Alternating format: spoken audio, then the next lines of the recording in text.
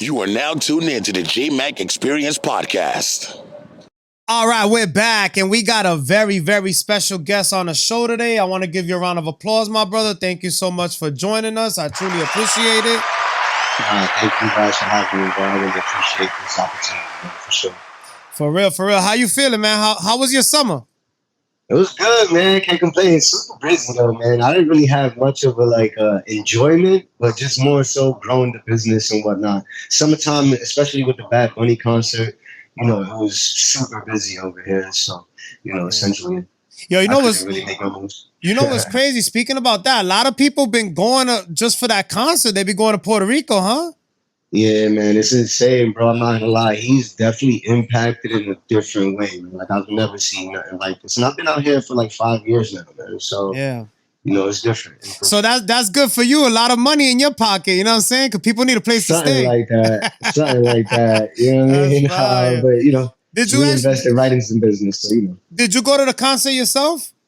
I did. I took my daughter and my brother for his birthday. And man, that was an amazing experience, bro. I'm not gonna lie. Like, definitely one of the best concerts I've ever been to. Wow. I mean, I've only been to like maybe less than a handful of concerts, but like the energy there is really different, especially for Puerto Rico. Man. It was crazy. What did you enjoy most about the concert? I know we're not gonna talk too much about it, but we gotta ask. No, it's cool. It's cool. No, of course. Well, for one, man, I got to show my brother and my daughter a really dope experience. So that's for me was like, for real, like the better experience. But the concert itself, I think for me, it was just more the cultural experience, bro. Because it's like everything that he's speaking about in his album is really culture related and some of the struggles that we're going through.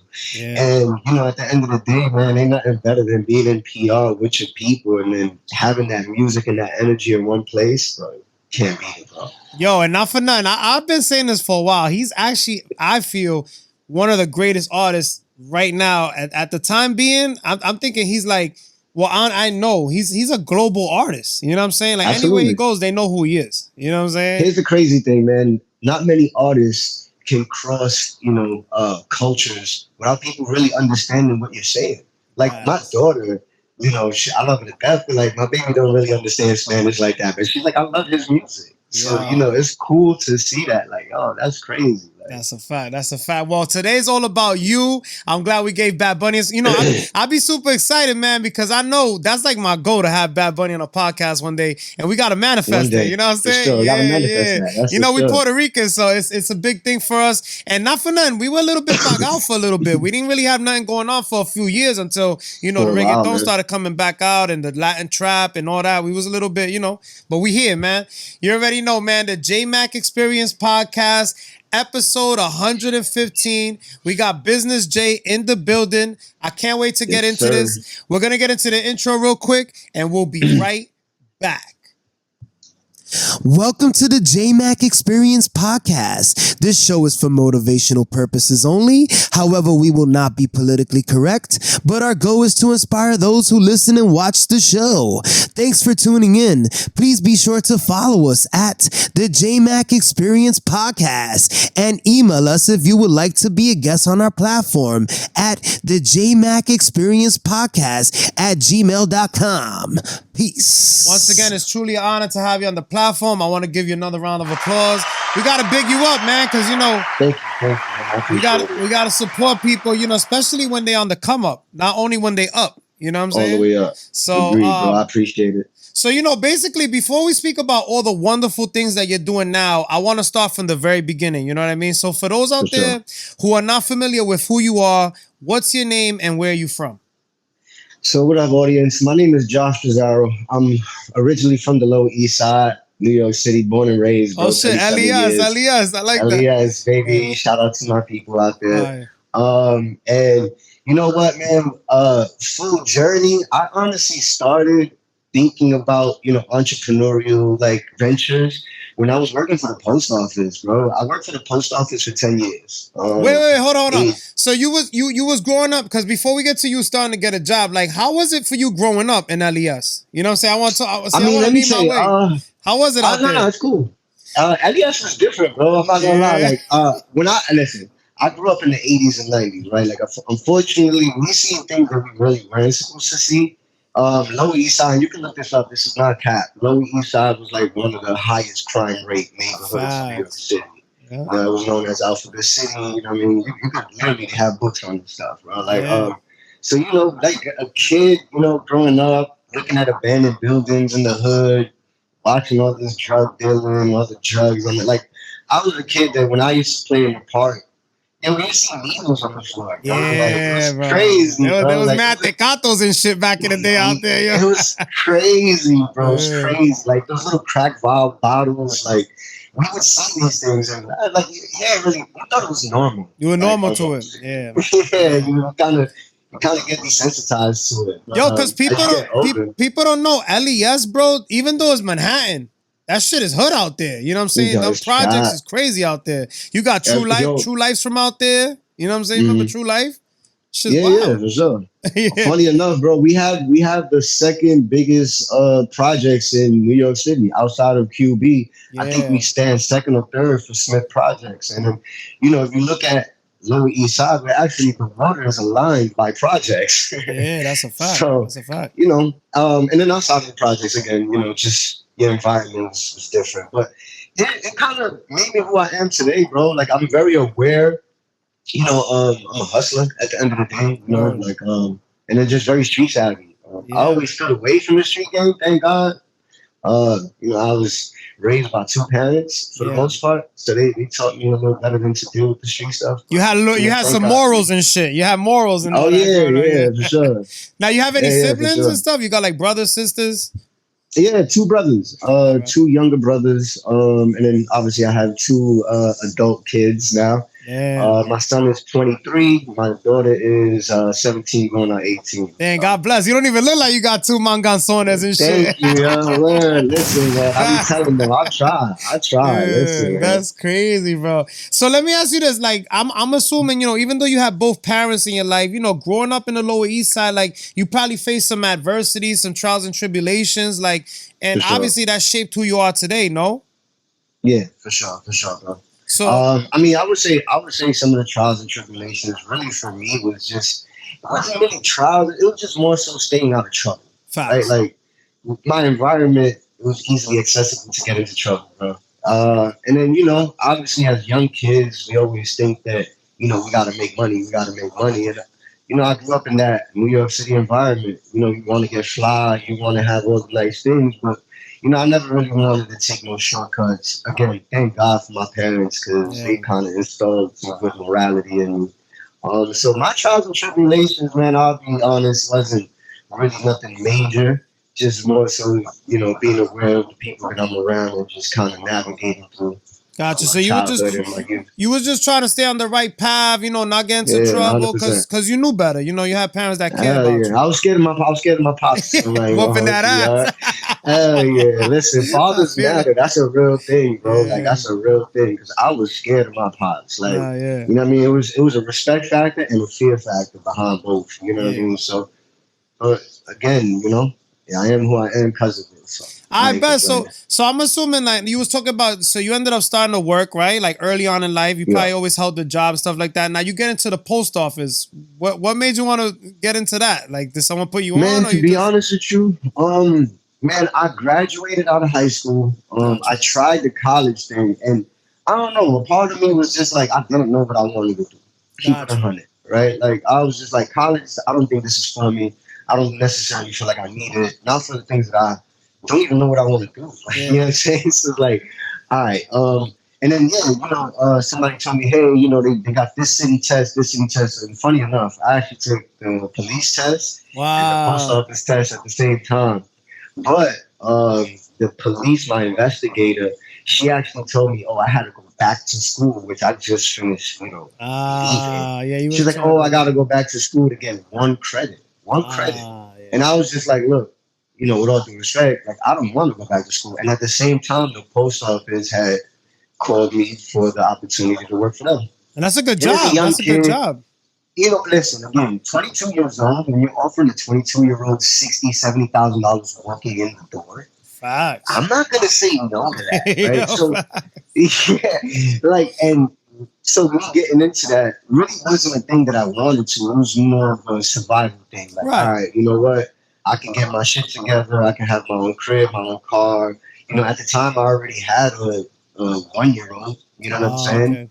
So it was definitely like a survival thing. And then, I got complacent when I got into it. 22 years old. So you were making that money. You thought you was on top. You're like, I'm chilling. Good.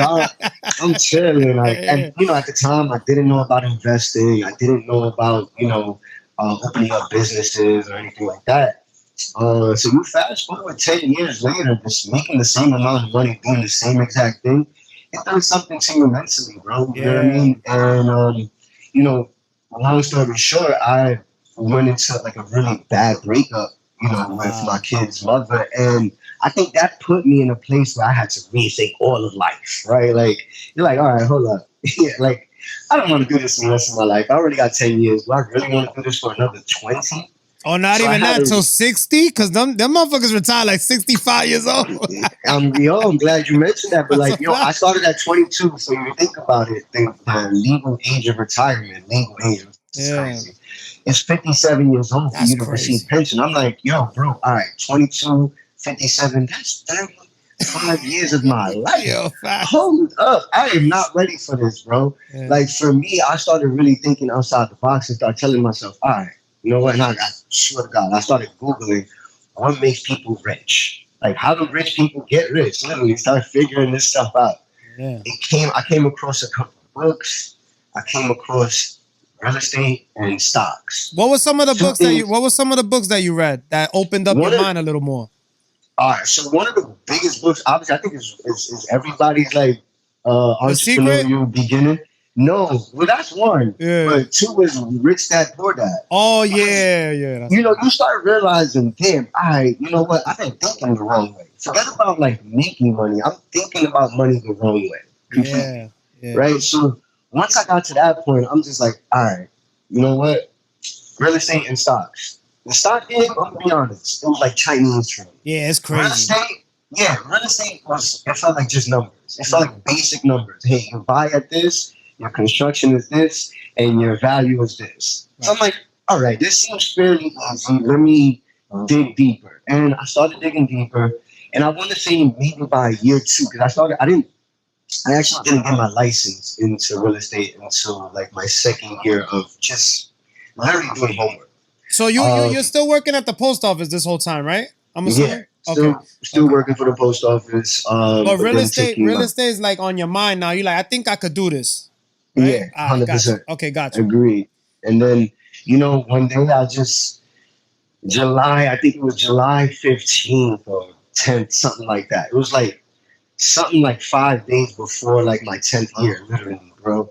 And I went to my boss and I was like, yeah, I think I'm gonna resign from, the post office. And everybody thought that I was crazy. I'm like, nah, like I really feel like there's a lot more to life for me than this. Yeah, just that's how I felt. My mom thought I was crazy. My brothers thought I was crazy. I mean, you can imagine. No support. My kids, yeah. That's how it is. Imagine my kids' parents thought like it was just like what? Nobody was with it. Now you didn't pass. You wasn't a real estate agent at this time yet, right? I wasn't.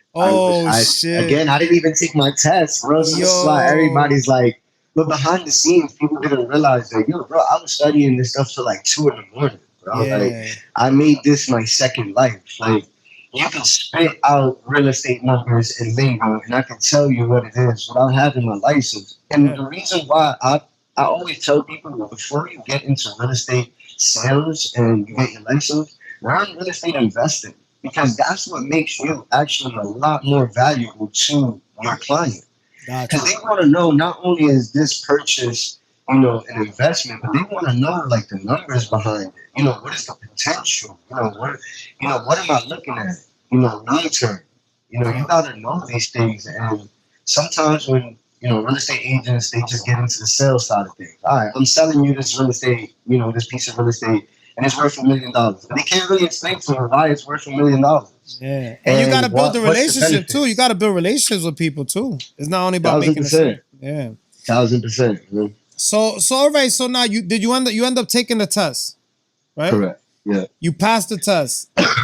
Now, what happens from there? Well, like, cause people watching this, they might be inspired by your story. That's what we do here. You know what I'm saying? Cause you went from 10 years in the post office, you quit like overnight. That's just crazy. This is awesome. This is crazy how this is going. I like it. Yeah, a lot of people really thought that. I agree. I think for me, the next step was really all right, figuring out how I wanted to enter the game. Gotcha. I got into rentals because New York City is 75% rentals. Right, so it's super easy in the sense of like being able to collect clientele per se, gotcha. Right? Because I have access to all of New York City now, all of New York City rental apartments, that are open to the public. I go in, I take pictures, I take video, and essentially I market myself as the local real estate agent. Gotcha. Now I didn't know a part of me, and I'm kind of happy that I went a little bit in naive.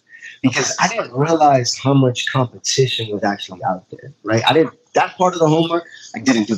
Keep it all the way 100, right? I didn't care for that because I always felt like those are impeding, notes and for you to have, right? So like, if you tell somebody, you're going against 50,000 real estate agents, it's gonna discourage you. Like, damn, it's gonna discourage you. You're gonna be like, damn, I don't know that much. You know what? Forget about it. So I kind of went in blind with how much I was going against, but thank God I did. My first 2 years were fairly successful, meaning I made what I was a little bit less than what I was making in the post office in rental. But you were happy doing it, right? No, super happy, extremely happy. That's the difference. Forget about it. Yeah. Now, third year kicked in. This is where I want to tell people, I think that you got to prepare yourself for these things. Third year, I did horrible.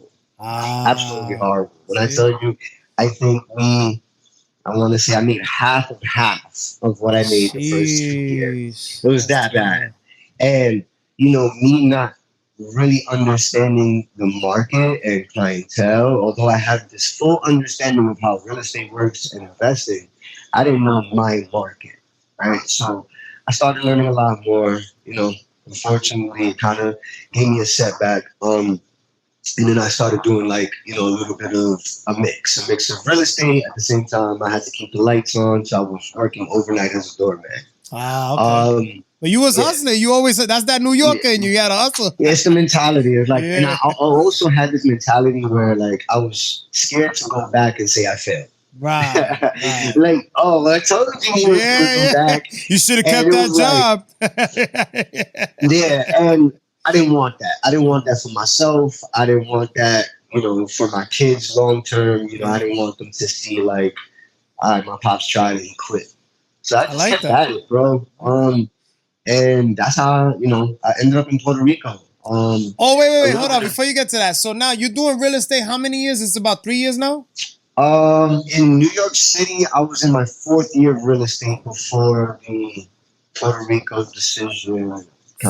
4 years, but you see how you regroup. That's a good note that we gotta capitalize right now because you was like, you know what, whatever. I'm still starting out, right? I'll go and get a job part time. You were doormanning part time, right? And you were making it happen, still pursuing your dream, what you had a passion for right now. I'm assuming, absolutely, because you're like, yo, there's money in this. You know what I'm saying? So absolutely, I'm gonna keep going. All right, so now 4 years in the real estate game, more or less, right?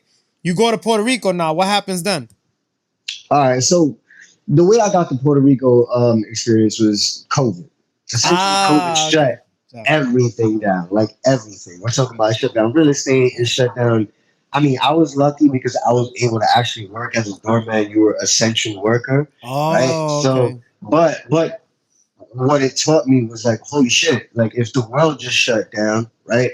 I have nowhere to go. I'm literally stuck here again, right? Like the doorman. Right? Got you. Because I'm I can't go out and do the real estate thing because that's shut down. I can only do this 9 to 5 thing right now, but I don't want to. You know what I'm saying?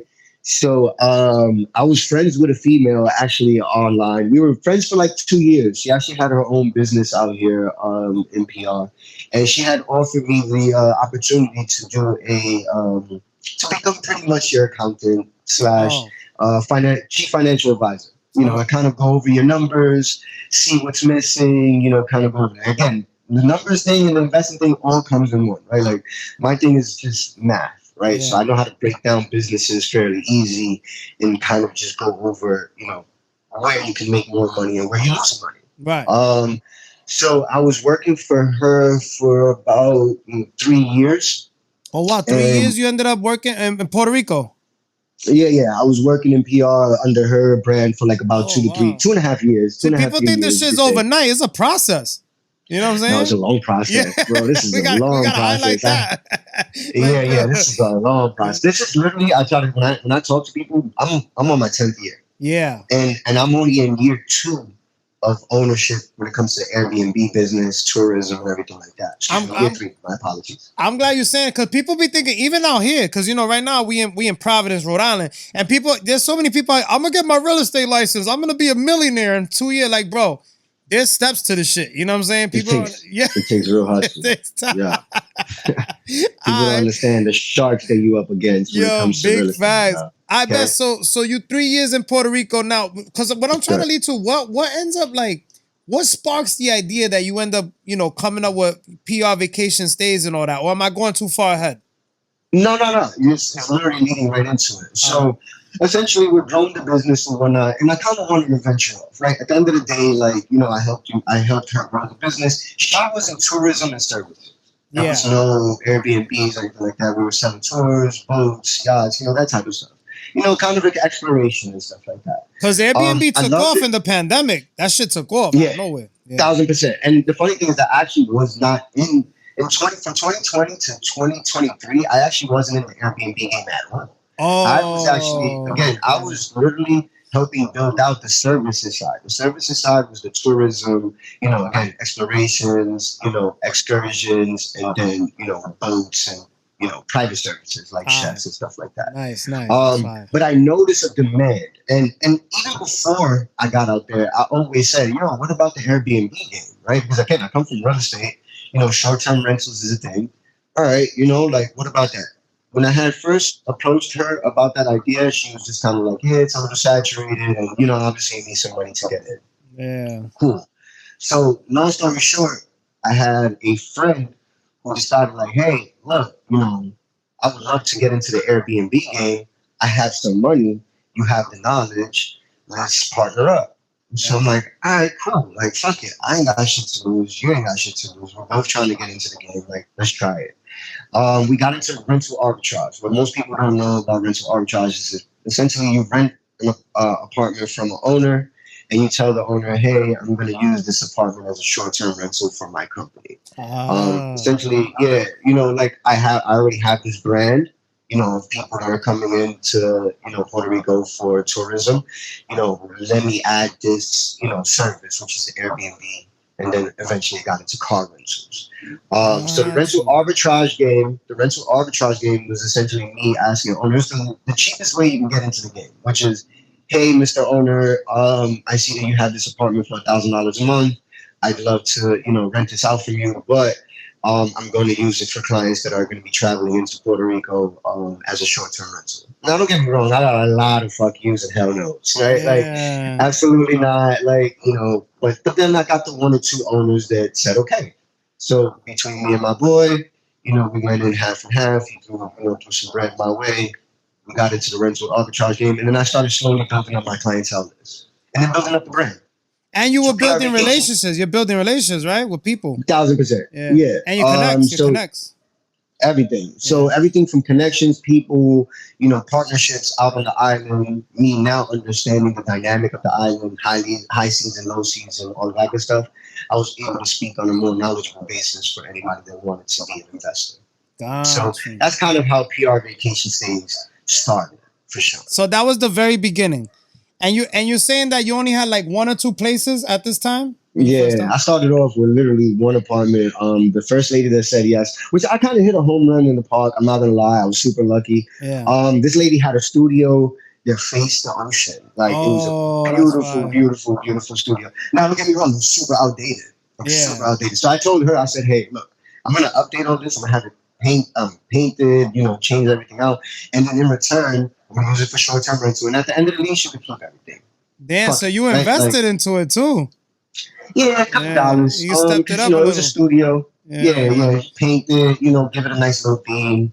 We themed it out. It was like a Tiffany color. I don't know if you guys know about like this Leo Facts. Tiffany, Yeah, of course. the jewelry thing. So, And it took off. So all right, so now when you like remodel, obviously you get the apartment to where the studio to where you wanted to go and all this stuff. Like, how was the first year of business, Monez? Did it take off right away, or was it like a little bit of a process? So I tell everybody, you're definitely not going to get rich off of one Airbnb. Yeah, fact.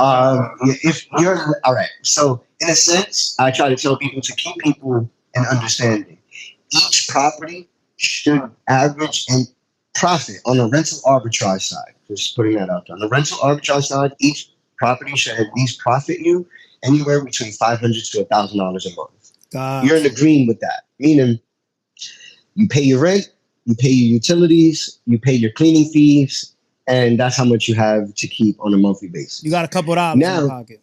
Yeah, exactly. Now, if you times that by 4 or 5, now you're looking at a little change, right? You're looking at anywhere between $4,000 to $5,000 to $6,000 a month. Right. But it takes a little, it takes steps to get there. Okay. You want to learn how to manage 1 before you're managing 5. And trust me, bro, I made that mistake. I kind of scaled a little too fast in the beginning, where I think I went from 1 to 5 in a matter of 3 months, and it was a nightmare. It's a lot, right? For me personally, it's stressful. Yeah, for me, it was extremely stressful. Like now you're dealing with 5 different apartments, 5 different clients, 5 different personalities, so and 5 potential ways to have problems with, your property. So, and the people who own the property, more or less, too, right?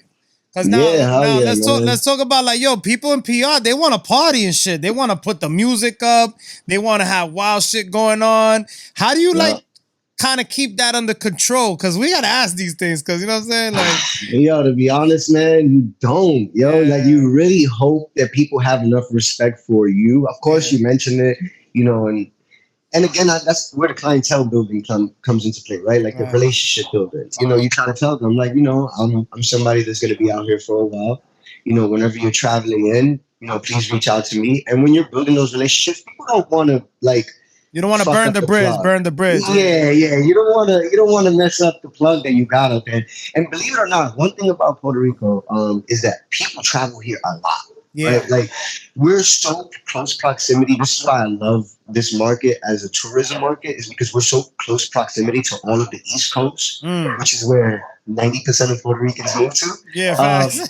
So you have that easy 3-hour flight in, 4-hour flight in, where people will come here for a weekend with no problem. Gotcha. What I mean?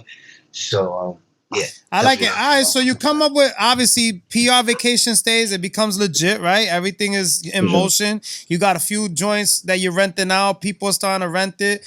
Now, like, what inspired you more or less to like want to do? Because now you're in it for the long haul. It's funny because I was looking at your page and I'm like, yo, this is crazy. Like he's basically, like you said, the plug for everything out there. Like, what keeps you going? You know what I mean? Like at the end of the day, because it's a lot. I'm assuming you rarely sleep sometimes. You know what I'm saying? Man, I'm glad you said that. I'm actually on 3-4 hours right now. Man, what keeps me going, honestly, bro, is bringing that, being able to bring the economics to the island itself, right? Like I'm offering an experience, right? Now, I understand that this island, we pretty much thrive off of tourism. That's just the reality. So for me to be able to create jobs in the tourism industry and be able to offer it to the people, and not only am I offering jobs, but the next step is to offer the education side of things, right? I'm very knowledgeable when it comes to real estate, how it all works, and the opportunities here in Puerto Rico.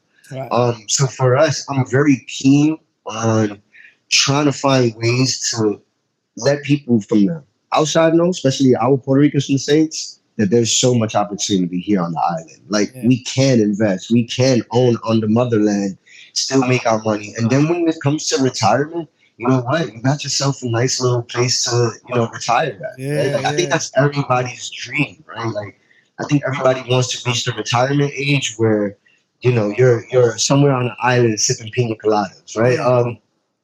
So why not, start that dream early? And for me, creating that bridge is super important to me. This is why it's bigger than hospitality for sure. So now, basically what I wanted to know is, Do you specialize like in certain destinations of types of travel, like luxury, group trips, adventure travel, stuff like that? Or is it just in PR at the moment that you're starting out? So for the moment, we're starting in PR for sure. I'm kind of like just focused on this market in the beginning. But with plans to expand eventually for sure. But yeah, right now we got PR a lot. I like it. I like it. So now, how do you stay up to date? Because there's a lot of different like travel agencies, and there's travel trends and deals that people provide and different stuff. How do you like pretty much keep up with those things, or you don't even worry about it? You're like, what? I got my thing. They got their thing.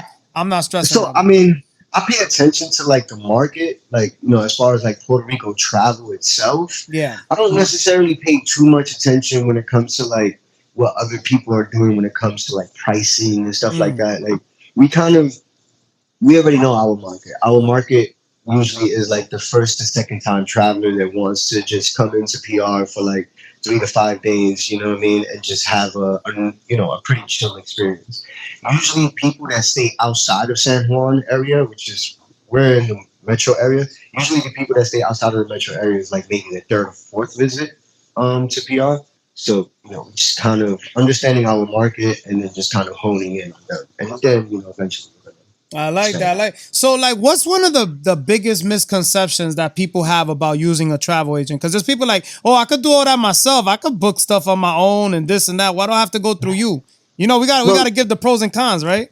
Yeah, for sure. I mean, listen, as a travel agent, the reality is if you come to me with everything, I can package deals, right? So reality is I don't have to make my money on just one thing, right? Because if you're coming to me as a travel agent and you're saying, hey, look, I have this group of 10 and these are all the things that we need. Why go to 5 to 10 different people to, create that one experience when you could just go to one person? I like that. Not only that, but like, granted, I may not have the luxury experience for you, but my partners do have luxury homes, right? Yeah. So my partnerships will be able to allow you access to certain things that may not even be on the market, right? Yeah. So especially when it comes to like car rentals and stuff like that, homes, I can essentially give you package deals that other people can't. Right? So I can't be outpriced, and if I could be outpriced, it won't be by much. What's like the most unique or surprising request you've ever gotten from a specific client? Surprising request, unique or surprising? Not really many unique. I would say more so a lot of anniversaries, a lot of engagements. Now, how they go about it, some of them are unique, some of them are not. But like, who am I to like judge? At the end of the day, like, it's their experience. For the most part, we do get a lot of like anniversary. Hey, can you decorate this room? We've had people essentially propose. Set up for proposals at the beach, when after they finish doing massages and stuff like that. Stuff like that is pretty normal, but nothing crazy unique yet. Yeah. We've seen some crazy things. We've seen some crazy things for sure, bro. Now, what about like you ever had to save? Let's say there's someone that they already booked a few things, but it turned into a disaster, right? And like, did you have to like save them from? And they go to you, they're like, "Can you help me?" How did you handle that, more or less? Like, I mean, a lot of times, usually when I get clients like that, it's usually a nightmare Airbnb. Damn. You know what I mean? A lot of the experiences that we offer, for the most part, they're one-on-one services. Meaning, like, let's just say you come with your lady, and you take a private tour. It's just you, your lady, and our tour guide. It isn't like we jam pack you into like a van or anything like that. So a lot of times that separates us. And yes, we have saved people from nightmare Airbnbs. We put them in our place. And the way we handle it is really just more so customer service. Apologizing for their experience. Just kind of giving them understanding and apologizing. And then just giving them, your contact. And then moving forward, hey, if you don't ever want to deal with this, now you have my contact, and you can always. Customer, just making it right. Just making it right. That's all you gotta do. Now, what are your like top tips for someone planning to travel for the first time? Let's say they never took a vacation before, and now they put in their faith and trust in you. What would be your tips to them? So I mean, honestly, my tip always is seek the experiences that you want to have first, and But when you are booking these experiences, just understand that you are on an island, right? Like Yeah. one of the biggest, I guess, things that I have to deal with is sometimes the above and beyond expectations of certain things, right? So I'll give you an example. If you see something on TikTok and it looks like, oh my God, this is beautiful. Oh my God, Palomino Island and all that. And then let's just say on your day, you go It's out to pouring Palomino rain out Island, there. it's pouring rain, or like the seaweed is like at its max at the Yeah. shore.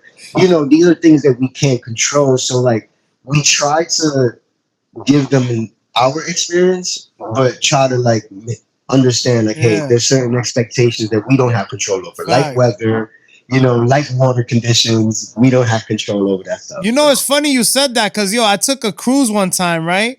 And, bro, we were supposed to go to like a few different places and we couldn't go to all the places because the water, I guess, was too strong. The currents it's too were. choppy. Yep. And it is what it is. We just couldn't go. I mean, yeah, we were pissed off, but like that's out of the cruise's control. You know what I'm saying? Like they got Yeah, nothing to and do with that. plus it comes down to customer like safety at the end of the day, right? Like I wouldn't Right. want to put you on a boat where my captain is taking you, 20 minutes away from the mainland and Yeah. it's you're feeling like you're in the Titanic with the way it's being thrown. Like, no, I don't Yeah. want that for you. I want you to have a safe experience. What So about like what are some common mistakes that you see? Because you've been doing this for a little bit now. Like common for sure. mistakes that travelers make when they plan things on their own.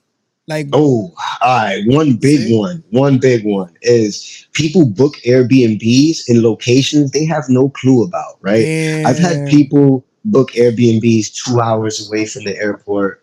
I've had people book Airbnbs in the middle of the forest and don't know how to get to it, right? Like, Oh. because the reality is, listen, Puerto Rico, we have, mountain Yeah. side and we have beach side. Yeah. So if you're somebody that sees lush greenery in pictures and you're like, you know what, I'm gonna book this, and it's in Juntos, Juntos is like, an hour into the mountains. Yo. You know what I'm saying? So like, You got your people North are Face like, gear with wait, you? not only that, but You got like, a tent?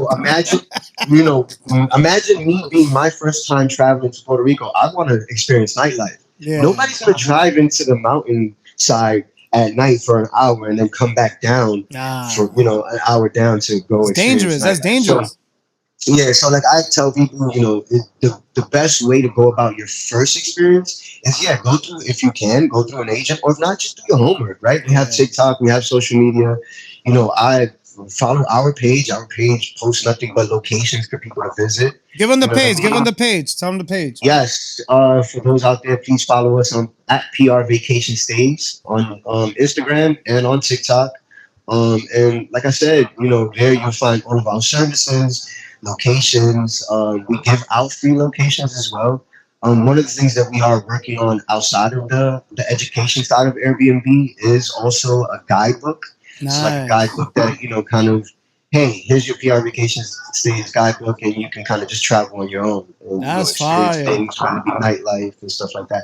And I'm not new to this. I'm not the only one. Like, funny Man. enough, Airbnb gave me this idea because Airbnb has this thing where it has like you're allowed to put like a guide for your clients to book with you. Yeah. So that gave me that idea. But yes, I PR like that. vacation stays on every platform. They're here to stay, baby. I just got a few more questions, all right? I know we've been For having sure, a bro. great conversation. Now, what about like how do you recommend people finding the best balance between like budget and luxury when traveling?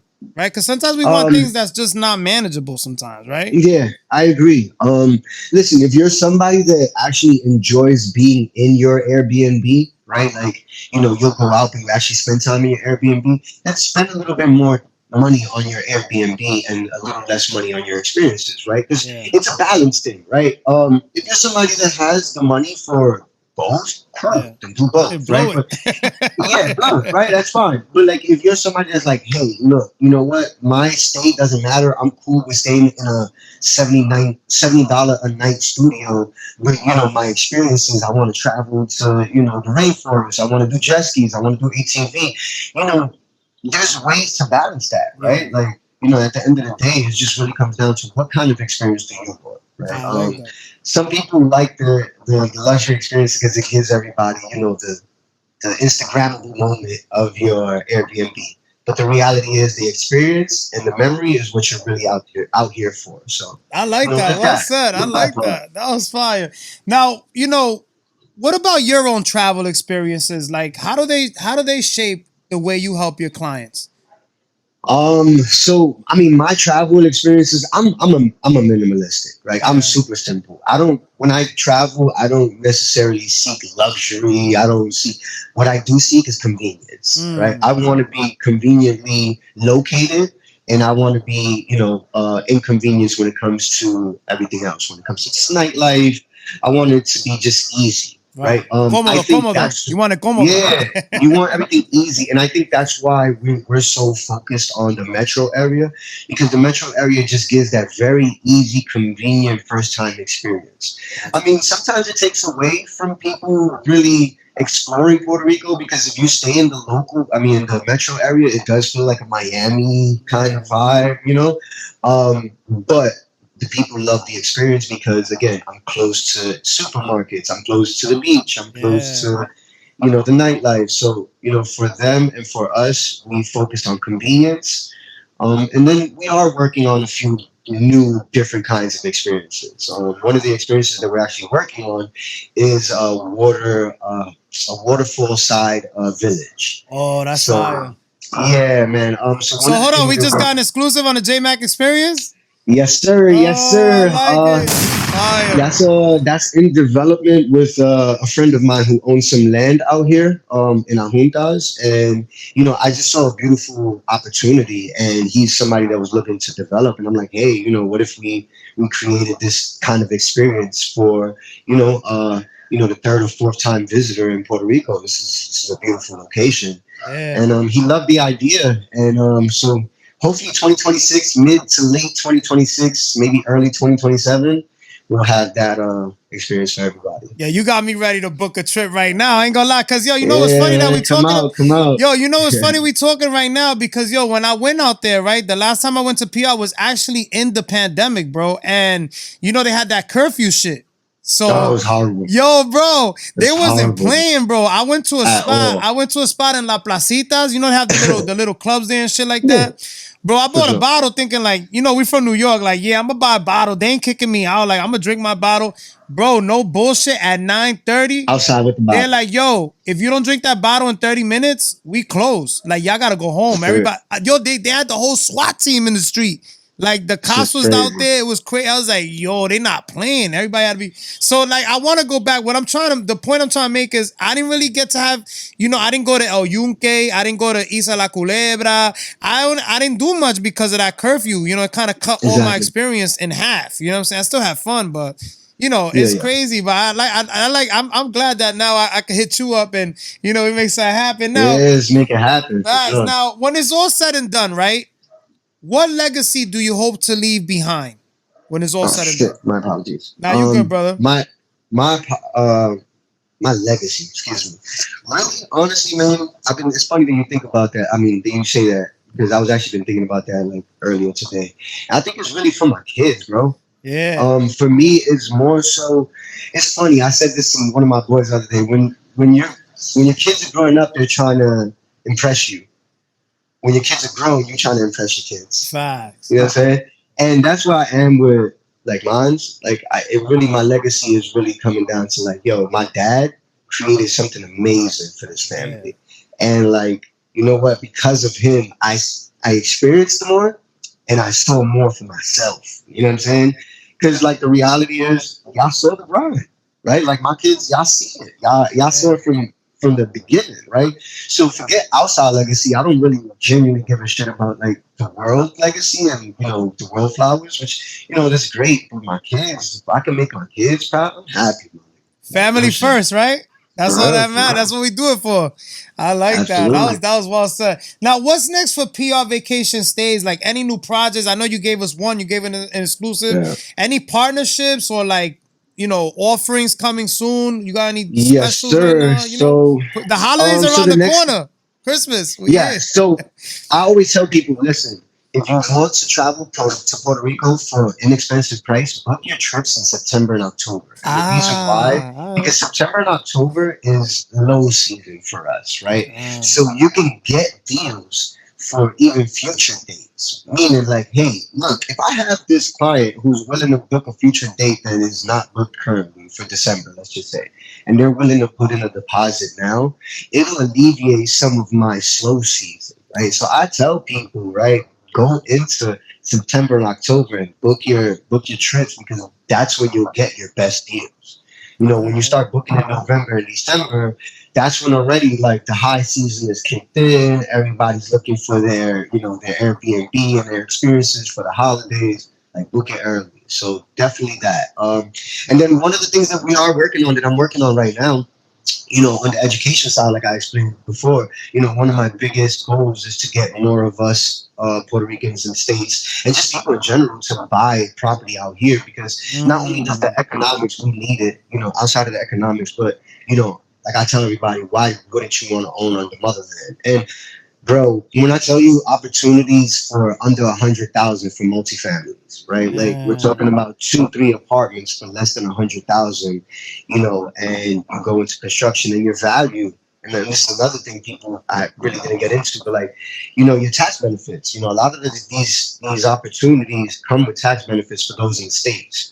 So yes, the next step for me is the education side. We are going to be dropping a course, an Airbnb mastery course. Nice. But not only Airbnb. I try to explain to people, you're not just an Airbnb host. You're actually a travel brand, right? And I try to explain to people, the way you grow your travel brand is through adding services and partnerships to what you already offer. So just because I'm an Airbnb host doesn't mean that I can't offer you other experiences. So I'm teaching people how to grow the travel brand, not just grow their Airbnb hosting business. Yo, I like that. Yo, you must be a Biggie fan, because I see the background. It was all a dream. That's fire right there. Yeah, thank you. That's For sure, man. That's fire. Now, one of the quotes that I live by, bro, for sure. Yeah, that's fire. Yeah, he's one of my favorite rappers of all time. That's him and Big Pun. That's fire. Now, what advice would you give to someone who wants to become like an entrepreneur? Because you're an entrepreneur at heart, right? Or maybe they want to start to travel, but they overthinking it. What would you tell them? Yeah. Anybody that wants to enter the entrepreneurial field, I would always say, use your 9 to 5 as your first investor, right? Break down what is it that you want to do, how much it's going to cost you, and start investing in yourself. Once people see that you're serious and that you're actually investing into what you're saying you're going to do, you'll start being able to build that network of people that'll come around and, want to know what you're doing, want to be a part of that growth. And, one of the things I tell people when you're becoming an entrepreneur, and especially in the beginning, when you do open up your business and you become legit, numbers is everything. Everything. Know your numbers like the back of your head, bro. Like, if they ask you something about your numbers when it comes to your business, if you know it, nobody can say, this guy's BSing. He doesn't know how to grow it or anything like that. And then when it comes to travel, man, if it's your, and I'm gonna only speak for PR. I can't really speak for outside countries, but PR is one of the safest Caribbean islands, to visit. And when I say safest, don't get me wrong, we have our problems for sure, but like everywhere else. But for first-time visitors, you can actually jump in a car and visit throughout the island and be welcomed with a hospitality of loving Puerto Rican people. So don't be afraid. Don't listen to the media. The media will have you thinking that we're at war and we're underwater. You know what I mean? And the food is great. The food is great. Everybody's cool. Yeah, bro. Like, I gained mad weight out there, bro. I gained like 15 pounds when I was out there. It was great. The food is amazing. It's mad good. And the experience overall, right? Beautiful. Yeah. Like, hospitality here is beautiful. Like, not just from the people that are serving you, but just the people that live here in general. They're just very kind, loving people. So, yeah, man. First time experience, bro. Don't listen to the media. That's a fact. We're going to get into album of the week real quick. Album of the week on the Jmack Experience Podcast. Album of the week this week is Man Up by Ice Cube. I can't believe he put out another album. This is crazy. Now, I know you fuck with the hip hop. You go check it out. Check it out. We're going to get into movie of the week. Movie of the week on the Jmack Experience Podcast. Movie of the week this week is The Strangers Chapter 2. It's a horror flick thriller. Yo, Halloween's around the corner. Right around the corner, bro. It's crazy, right? And I never been to PR Halloween. How is it out there on Halloween? It's popping? Yo, it's actually pretty cool. I mean, there's some locations that they really go hard at, kind of like decorating and all that stuff like that. Now, as far as like, it's not like a Mexico Dia del Muerto kind of thing. You know what I'm saying? But it's a pretty cool experience. I know PR be lit for Christmas though. Christmas is fire. Yeah. Let me tell you something. If there was a Whoville of the world, Puerto Rico is it, bro. I swear to God, because I know people that have their trees up now. Like we're not even in October, and they have their trees up. So we love Christmas and the Rey and Malo and all that stuff. Like we don't even celebrate that out here. The Rey and Malo, they still celebrate over there. You know what I'm saying? Yeah, so, that's crazy. I know we talked about a lot of amazing things today. We're gonna be wrapping up shortly. What's next for Business J and PR Vacation Stays? Anything that you want to promote that I might have missed or not covered? Nah, like I said, just outside of the my biggest thing right now, my biggest I guess venture is the education course. Gotcha. Like I said, I really want to get that out to you guys. Again, we're working on the back office stuff right now. The video making and all of that is going to be this week, actually. This week coming up. And then hopefully, praying to God, we should have that to you by like mid-October. For sure. Yo, hold on. We can't forget though. I see you rocking the merch. Can you tell us about that before we sign off? You got is it PRVS? PRVS? Yeah, so it's PRVS. It's more so stands for Premium Vintage Studios. Okay. I need some of that, bro. I need to get I got you. I'll rock it on the next man. This is my way of essentially just really keeping my creative side. Nice. Anybody that knows me, man, I'm just into fashion. I try to incorporate a little bit of me into my brand in general as a whole.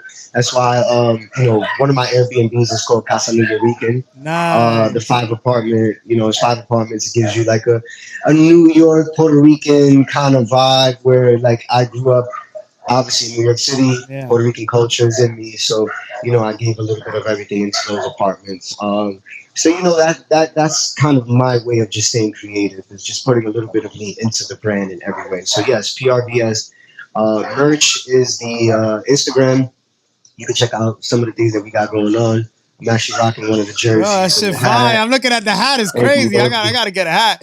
At least, where can people purchase? You got a website for that or just through Instagram? So no, actually, you can actually purchase on the PR Vacation Stays website, prvacationstays.com. Yeah. Check out everything that we have. That's actually why I did it. So for those that are either you're looking for clothing or you're looking for a vacation, you get to come across both. But you can check out the merch page on prvacationstays.com. And then the social media page, one more time. People want to tap in and check out everything you got going on. For sure. Our social media, TikTok, Instagram, Facebook is PR Vacation Stays. At PR Vacation Stays, and prvacationstays.com. And you can reach me at any time, man. DM me if you're planning a trip to Puerto Rico. Your family. I've serviced as many as 30 people at one time. A family of 30. Yeah. So, there's no limit. We had a group of 200 at one time for a beach party for Juve. So. Yeah, listen, we have it all. Definitely your PR plug for everything when it comes to car rentals, yacht rentals, Airbnbs. If you want a luxury vacation home, you want a regular chill vacation home, you want apartment, condo, we got it all, bro. Yo, I'm gonna have to do that yacht rental. I've been wanting to do a yacht, like a video on a yacht for a minute. I definitely gotta tap in. That shit fire. That shit fire. I like that, bro. Now, can we agree that all the experiences that you went through got you to where you are today? 1,000%, 100%. I wouldn't be the hustler that I am today without all the experiences that I've been through. Word. Any advice out there for those who may be experiencing the same situations you went through or are going through now? Man, listen, adversity is for everybody, right? I know I may not have said that I had some great adversity. Some of the things I've been through have been personal, like I can't share with the public. Absolutely. Per se. But, any adversity, and then I tell you, if you want to speak to me one-on-one, cool. But any adversity, you can get through it, right? Like everybody's success rate on a bad day is 100%, right? Like if it didn't kill you, it only made you stronger and it only made you smarter through the lesson, right? So, keep your head down, keep going, you know what I mean? And then don't let it stop you, bro. Like we all go through it, bro. We all go through it. I like that, man. Any last words or special shout outs before we sign off? Yeah, man. Definitely special shout out to like my kids for sure. Obviously, Brandon, Miley, love them to death. I'm definitely gonna be sharing the podcast with them. Appreciate it. Shout out to my partners, my business partners as well. Ty, appreciate you for helping me get into the game. My business partners on the Casa Eureka, Brittany, Chris, appreciate you guys. And then anybody that just wants to join in on the venture that we have going on. You want to be an owner, you want to be an Airbnb host. You want to just get into the game, you want to learn it. We're here for you, and I'm definitely here for it. So, I'm excited for what the future has for us. So that's literally how I can leave y'all with it. Yo, well said, man. PR Vacation Stays, Business J. We're going to shout out the sponsors real quick. Shout outs to Black Sheep Seamoss. Shout outs to Spaced Out Snacks. Shout outs to Vitamin Energy. Man, episode 115 has been a vibe. I truly appreciate you, brother. Appreciate you, man. Thank you guys, man. I hope I gave somebody some kind of information that'll help you or some kind of inspiration that'll push you to the next level, man. That's a fact. You already know, man. The Jmack Experience Podcast, episode 115. Business J, BR Vacation Stays. We're signing out.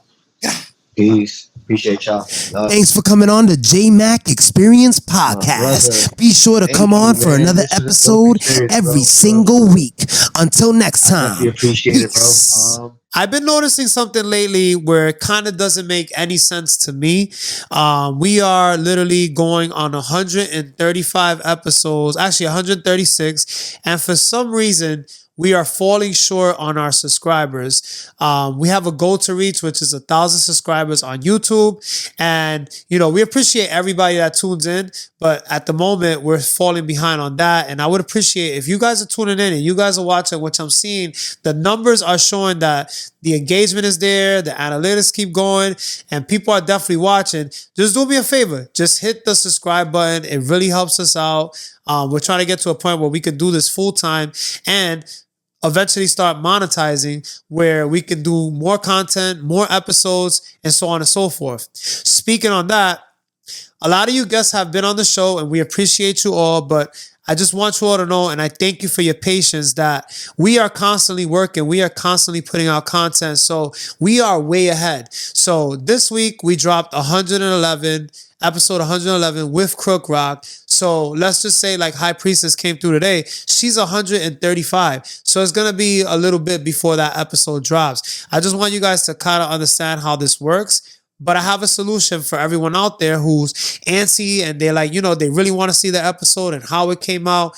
We're going to be doing a Patreon, which it will give you the exclusives, meaning let's say you were a guest on the show this week, you will be able to watch it the same week. However, to do that, it's more urgency, more work for me to do. So we are going to be charging $5 a month for that service. Even if you subscribe and it's only for a short term, that's fine with me. But at the end of the day, we have been funding this completely out of pocket, everything that we do.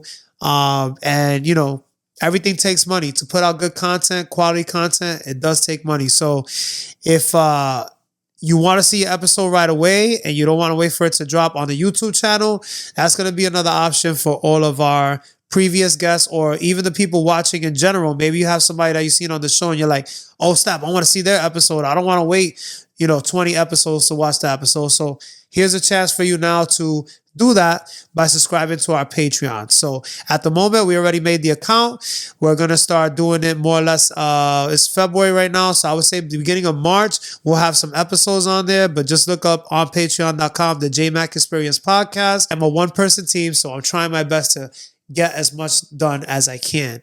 I appreciate you all, and I hope you have a blessed and wonderful year. You already know what it is, man. We're signing out. The Jmack Experience Podcast.